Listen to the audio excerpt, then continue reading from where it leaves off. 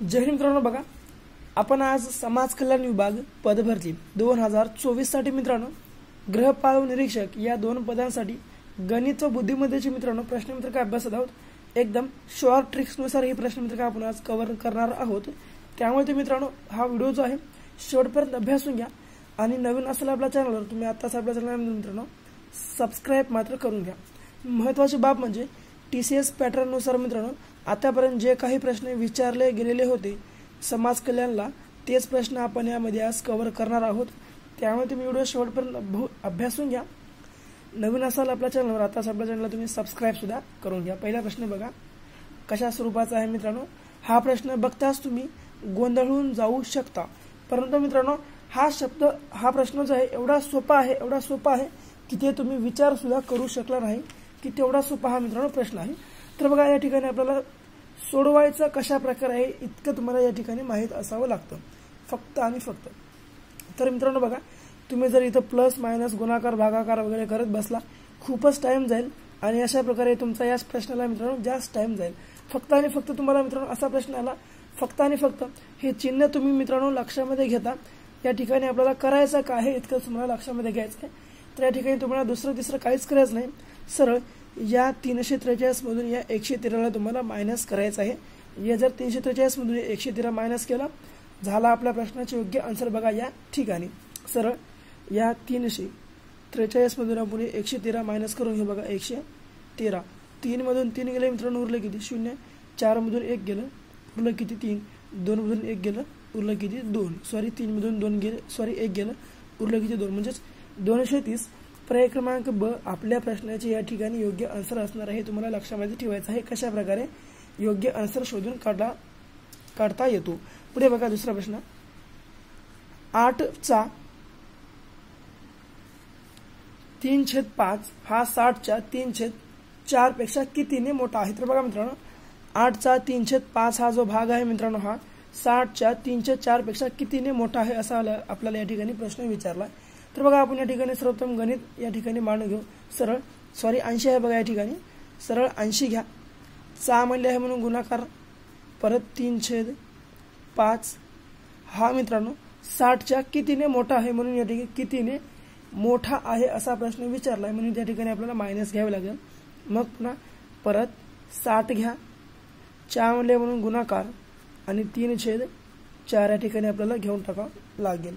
आता बघा मित्रांनो या ठिकाणी आपण कापाकापी या ठिकाणी करून घेऊ।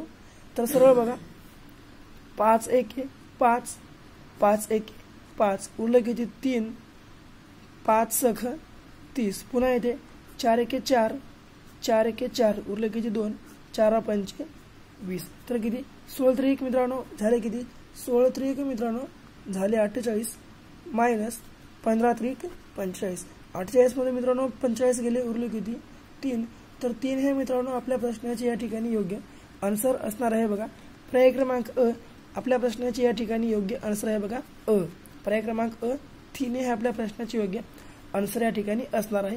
पुढचा बघा प्रश्न क्रमांक 3 बघा मित्रांनो हा प्रश्न सुद्धा कशा स्वरूपाचा आहे। बघा मित्रांनो हा प्रश्न हुबेहूब पहिल्या प्रश्नासारखा आहे। तर बघा प्रश्न कशा स्वरूपाचा आहे कंसामध्ये 14 चा वर्ग प्लस कंसामध्ये 6 चा वर्ग छेदामध्ये 324 आहे मित्रांनो। या ठिकाणी वर्गमुळामध्ये बघा हे 324 हे वर्गमुळामध्ये आहे। तर लक्षामध्ये घ्या बघा सरळ या ठिकाणी आपण जशाच तसं गणित मांडून घेऊ। कंसामध्ये मित्रांनो 14 चा वर्ग प्लस कंसामध्ये हे 6 चा वर्ग छेदामध्ये हे वर्गमुळामध्ये 324 आलं। आता बघा मित्रांनो या ठिकाणी आपल्याला कशा प्रकारे हे गणित पार पाडायचं आहे।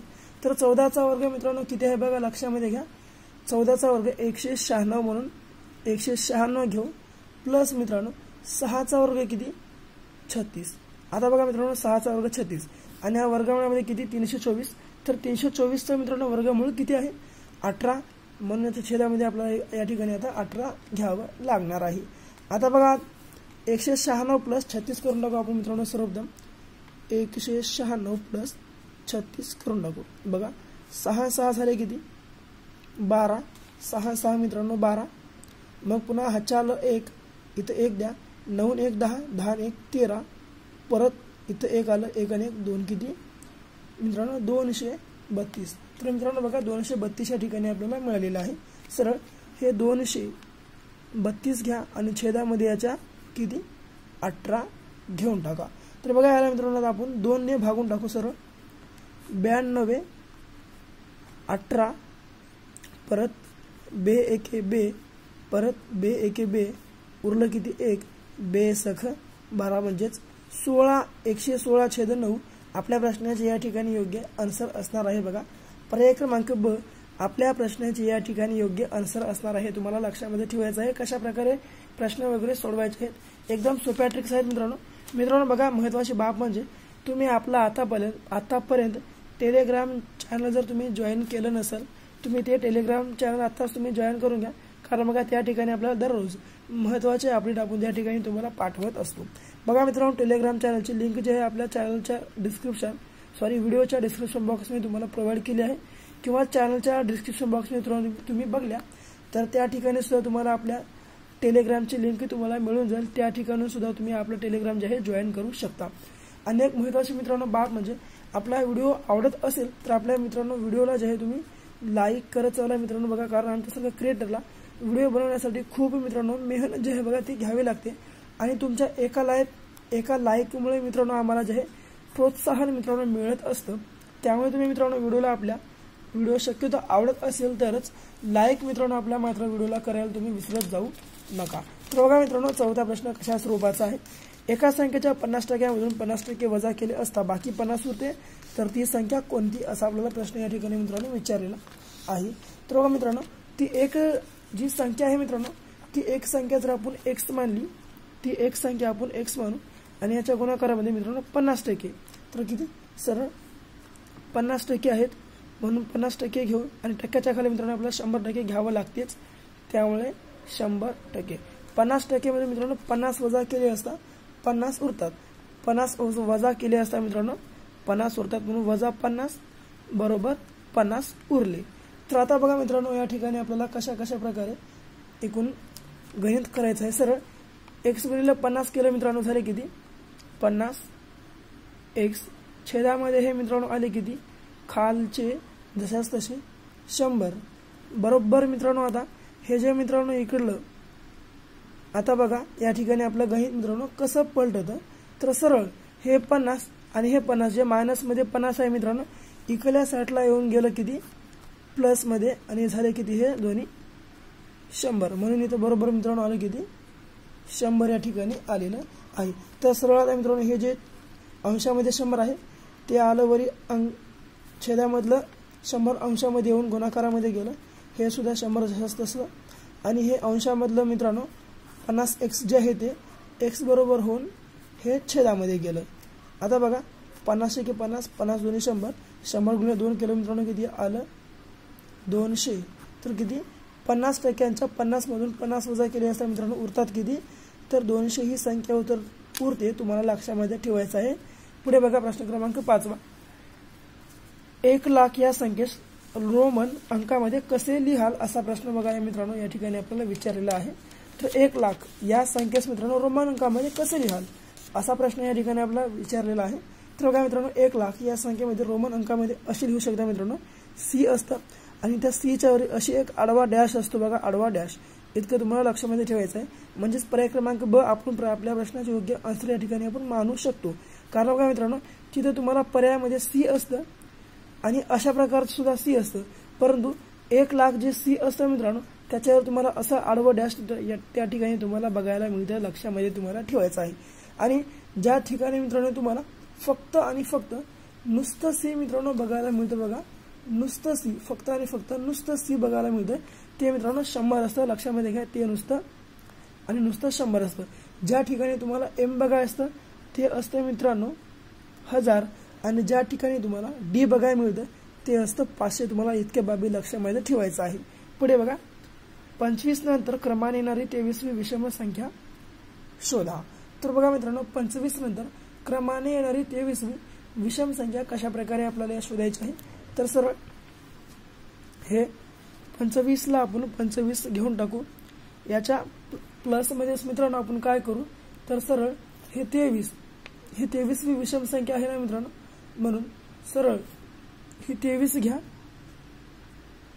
आणि याच्या गुणाकारामध्ये मित्रांनो तुम्ही 2 घेऊन टाका। आता बघा सरळ हे 25 प्लस 23 दोन्ही मित्रांनो झाले किती 46। तुम्ही 25 प्लस जर मित्रांनो 46 केलं तर आपला शेवटचा पर्याय काय भेटतो बघा 71 हे आपल्या प्रश्नाचे योग्य आन्सर असणार आहे बघा पर्याय क्रमांक ब। बघा मित्रांनो मी इथं गणित वगैरे प्लस वगैरे काही करत बसत नाही, इथं आपला टाइम वाया जातो मित्रांनो, त्यामुळे आपल्या टाइम मॅनेजमेंटसाठी मी या ठिकाणी आपल्याला सरळ सरळ आन्सर या ठिकाणी सांगत असतो। तर मित्रांनो बघा तुम्हाला काही शंका डाऊट वगैरे असेल तुम्ही या ठिकाणी बघा अशा प्रश्नाची मी जिथं कुठं तुम्हाला असं या ठिकाणी गणित सांगत नाही त्या ठिकाणी तुम्ही बेरीज वजाबाकी किंवा गुणाकार भागाकार या ठिकाणी तुम्ही करून बघू शकता। पुढे बघा 7वा प्रश्न कशा स्वरूपाचा आहे, सर्वात मोठी 2 अंकी मूळ संख्या कोणती। तर बघा मित्रांनो सर्वात मोठी 2 अंकी मूळ संख्या ही 97 आहे, तुम्हाला लक्षामध्ये ठेवावंच लागणार आहे बघा। सर्वात मोठी 2 अंकी मूळ संख्या ही 97 आहे। तर सर्वात लहान मूळ संख्या कोणती आहे तर मित्रांनो सर्वात लहान मूळ संख्या ही मित्रांनो 2 आहे, लक्षामध्ये ठेवायचं आहे तुम्हाला। सर्वात लहान मूळ संख्या ही 2 आहे इतकं तुम्हाला लक्षामध्ये ठेवायचं आहे। पुढचा प्रश्न बघा 8वा कशा प्रकारे आपल्याला सोडवायचा आहे। तर बघा मित्रांनो 8वा प्रश्न आपण कशा प्रकारे या ठिकाणी सोडवू शकतो। तर बघा कशा प्रकारे आपण प्रश्न आहे 0.42 गुणाकारामध्ये 0.16 गुणाकारामध्ये 0.7 त्याच्या छेदामध्ये 4.9 गुणाकारामध्ये 0.08 गुणाकारामध्ये 0.06। मित्रांनो बघा या ठिकाणी तुम्ही असा प्रश्न बघला तर तुम्ही नक्कीच या ठिकाणी गोंधळून जाताल, इतकं तर या ठिकाणी बघा मित्रांनो शक्य हेच आहे। तर बघा या ठिकाणी आपल्याला कशा प्रकारे प्रश्नाचे योग्य आन्सर शोधता येते।